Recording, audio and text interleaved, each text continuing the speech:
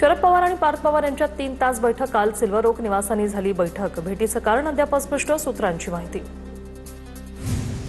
राष्ट्रवादीचे माजी राष्ट्रीय सचिव सच्चिदानंद सिंह यांच्याकडून सुनेत्रा पवारांना रिमाइंडर नोटीस. सुनेत्रा पवार यांची राष्ट्रीय अध्यक्षपदी झालेली निवड ही घटनाबाह्य. सच्चिदानंद सिंह यांचा गंभीर आरोप. सच्चिदानंद सिंह यांच्याकडून सुनेत्रा पवार तटकरेंना रिमाइंडर नोटीस. शिवसेना पक्ष आणि चिन्ह प्रकरणी आज सुप्रीम कोर्टात पुन्हा सुनावणी. आज ठाकरेंच्या शिवसेनेचा युक्तिवाद संपणार.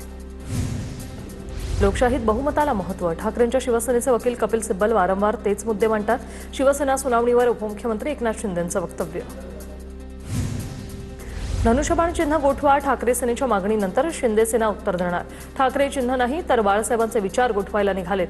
शिंदे सेना लोकांमध्ये जाऊन ठाकरे सेनेला उत्तर देणार. शिंदे सेना आक्रमक पद्धतीने रस्त्यावर उतरणार. जनजींपर्यंत पोहोचण्यासाठी मोदी सरकारचा नवा उपक्रम. दररोज एका केंद्रीय मंत्र्याला एका विद्यापीठात पाठवणार. उपक्रमाची जबाबदारी मंत्री प्रल्हाद जोशी आणि मांडवियांकडे. मंत्री विद्यार्थ्यांशी संवाद साधणार. सूत्रांची माहिती. जनजींचं मन आता वळवताय का तुम्ही? त्यापेक्षा आपापल्या खात्याची चांगली कामं करा. भाजप विद्यापीठांमध्ये राबवणार असलेल्या मोहिमेवरून राऊतांचा भाजपला सल्ला. नरेंद्र मोदींचा येणारा वाढदिवस पंतप्रधान म्हणून शेवटचा असेल. त्यानंतर ते पंतप्रधान राहणार नाही. संजय राऊत यांचा मोठा दावा. 17 सप्टेंबर नंतर तुम्हाला कळेल मोदींचं काय होईल. मी अभ्यास करून बोलतो. राऊतांची प्रतिक्रिया. मोदी शहा राजकीयदृष्ट्या संपले. काँग्रेस बैठकीत राहुल गांधी यांचं मोठं विधान. सध्याच्या परिस्थितीवर चर्चा करत असताना राहुल गांधींचं हे विधान. सूत्रांची माहिती. काँग्रेस वर्किंग कमिटीच्या बैठकीत वंदे मातरमबाबत चर्चा झाली. वंदे मातरमची सुरुवातीची 2 कडवी काँग्रेस सार्वजनिक कार्यक्रमात गाणार. महिला आरक्षणाबाबतही बैठकीत चर्चा. राहुल गांधींनी सरसकट सर्व तरुणांशी संवाद साधला असता तर चांगलं झालं असतं. राहुल गांधींच्या कार्यक्रमाला काँग्रेसच्या शिक्षण संस्थेतून विद्यार्थिनींनाच बोलवलं जाणार. राहुल गांधींच्या पुण्यातील कार्यक्रमावर फडणवीसांची टीका. काँग्रेसने संविधान विरोधी निर्णय घेतलाय. काँग्रेस मानसिक गुलामीत. मुख्यमंत्री फडणवीसांची टीका. काँग्रेसच्या वंदे मातरम संदर्भातील निर्णयावर फडणवीसांची टीका. लोकसभेचे विरोधी पक्षनेते राहुल गांधी 22 ऑगस्टला पुणे दौऱ्यावर. राहुल गांधींच्या दौऱ्यापूर्वी काँग्रेस नेत्याकडून शहरभर बॅनरबाजी. राहुल गांधींच्या प्रमुख उपस्थितीत छात्रों की गूंज हा कार्यक्रम होणार.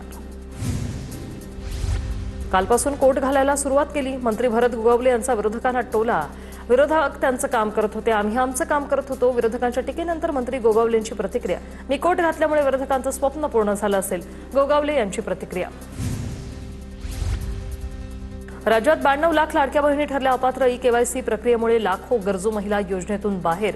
योजनेतून वगळल्याने अपात्र लाडक्या बहिणींचा संताप. 1,65,00,000 बहिणींना ई-केवायसी केलेला आहे, त्यामुळे त्या पात्र आहेत. लाडकी बहीण योजनेवर मुख्यमंत्री फडणवीसांची प्रतिक्रिया. लाडक्या बहिणींविरोधात कोर्टात गेले तेच लोक आता टीका करतायत.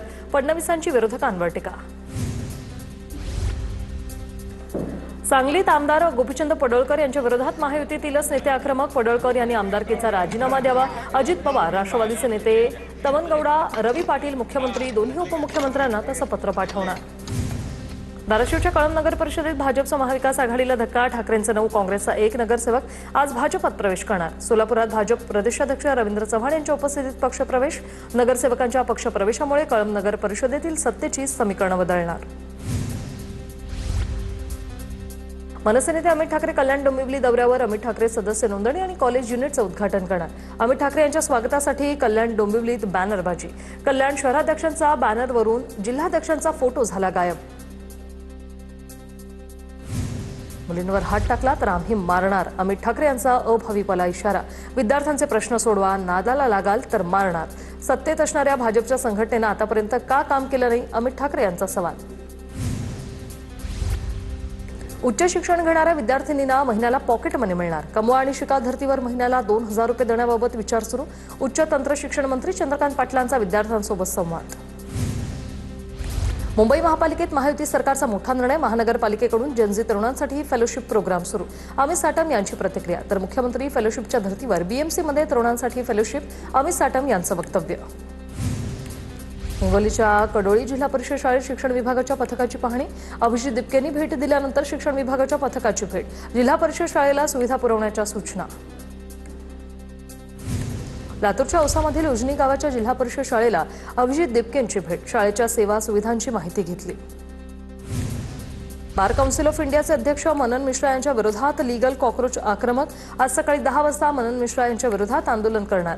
मिश्रा यांच्या राजीनाम्याच्या मागणीसाठी हे आंदोलन केलं जाणार. लीगल कॉकरोचच्या या आंदोलनाला कॉकरोच जनता पार्टीने पाठिंबा दिला. भाजपच्या संघटनात्मक बैठकीसाठी पश्चिम महाराष्ट्रातील सर्व खासदार आमदार सोलापुरात. प्रदेशाध्यक्ष रवींद्र चव्हाण, मंत्री चंद्रकांत पाटील, पालकमंत्री जयकुमार गोरे यांच्यासह प्रमुख नेते उपस्थित राहणार.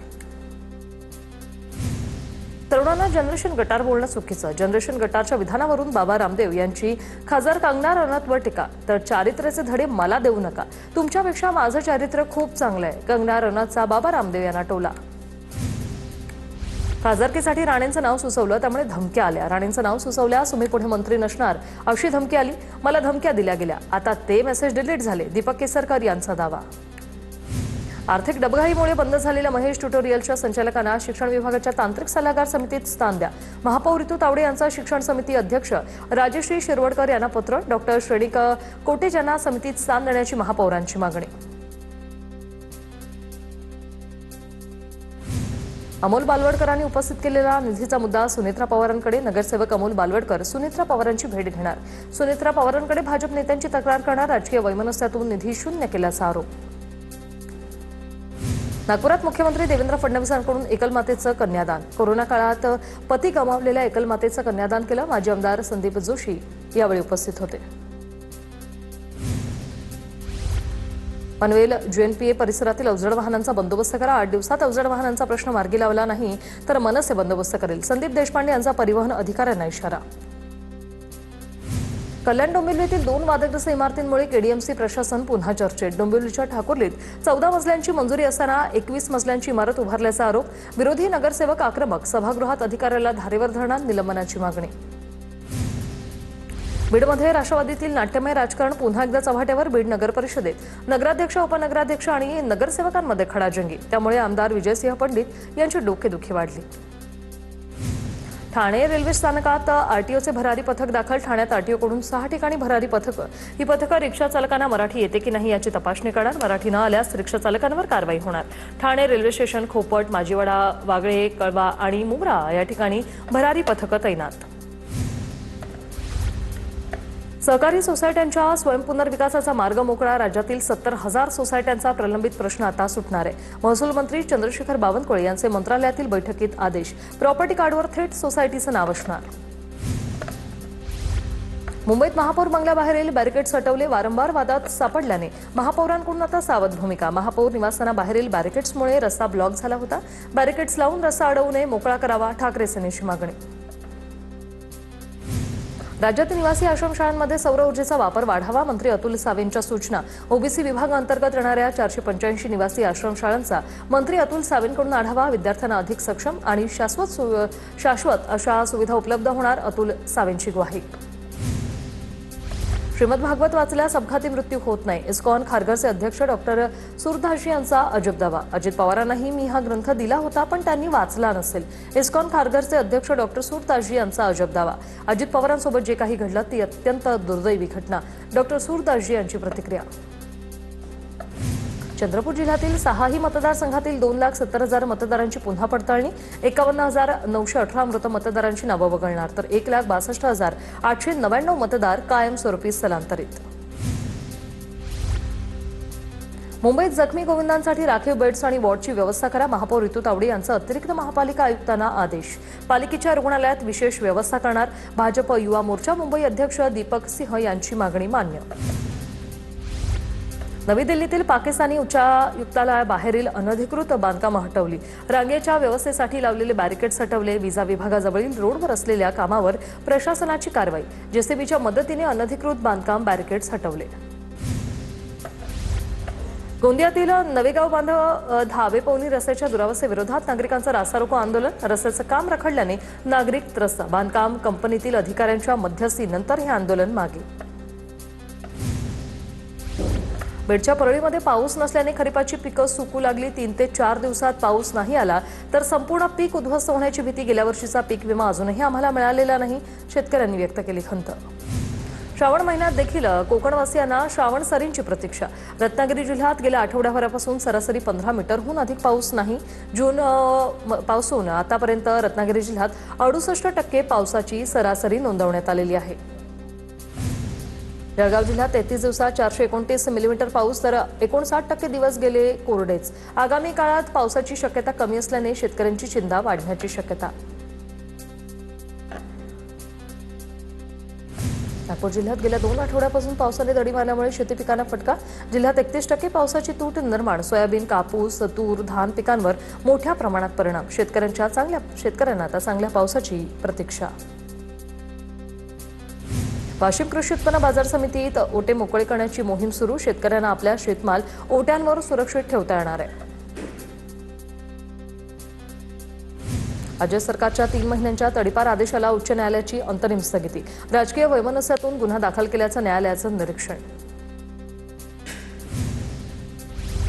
नाशिक जिल्ह्यातील दुर्गम भागात ड्रोनद्वारे वैद्यकीय सेवा पुरवण्याची चाचणी सुरू. आदिवासी पाड्यांपर्यंत ड्रोनद्वारे वैद्यकीय सेवा पोहोचवण्याच्या हालचाली. अतिवृष्टी रस्ते नसल्यानं दुर्गम भागात अडचणी.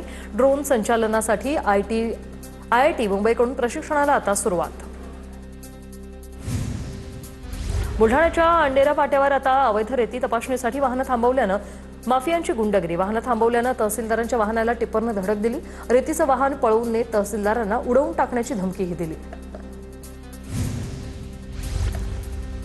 ठाण्यात काही रुपयांच्या नफ्यासाठी ग्राहकांच्या आणि विशेषतः लहान मुलांच्या जीवाशी खेळण्याचा धक्कादायक प्रकार. 2 वर्षाच्या चिमुकल्याला दिला 4 महिने जुना एक्सपायर्ड ज्यूस. या प्रकरणी पोलीस आणि अन्न औषध प्रशासनाकडे तक्रार दाखल. मनमाडमध्ये जादा दर आकारणीचे रेल्वे प्रशासनाकडून दखल घेण्यात आली. भुसावळ विभागाकडून रेल्वे खानपान स्टॉलवर कारवाई करण्यात आली. 5 खानपान स्टॉल 7 दिवसांसाठी तात्पुरते बंद.